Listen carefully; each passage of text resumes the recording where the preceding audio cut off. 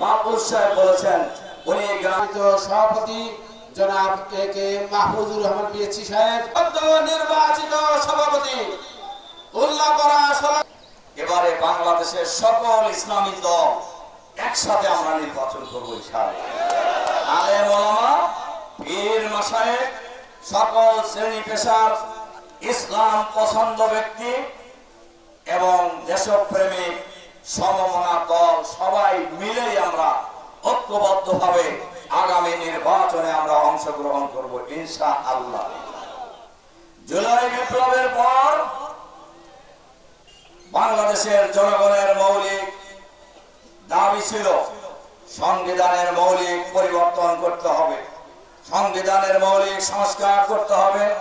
জুলাই ঘোষণা, জুলাই সনদ সংসদের সংবিধানের আইনি ভিত্তি দিতে হবে, ফেয়ার পদ্ধতিতে নির্বাচন হতে হবে, লেভেল প্লেইং ফিল্ড তৈরি করতে হবে, আইন শৃঙ্খলা পরিস্থিতির উন্নতি করতে হবে। বাংলাদেশের গ্রামে গঞ্জে সকল পর্যায়ের মানুষ যাতে নির্বিঘ্নে ভোটাধিকার প্রয়োগ করতে পারে, এই ধরনের একটি পরিবেশ নিশ্চিত করতে হবে।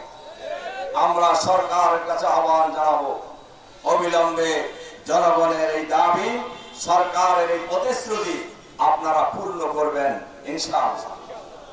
আর জামাত বাংলাদেশে কি করতে চায় সেটা আমি বলছি।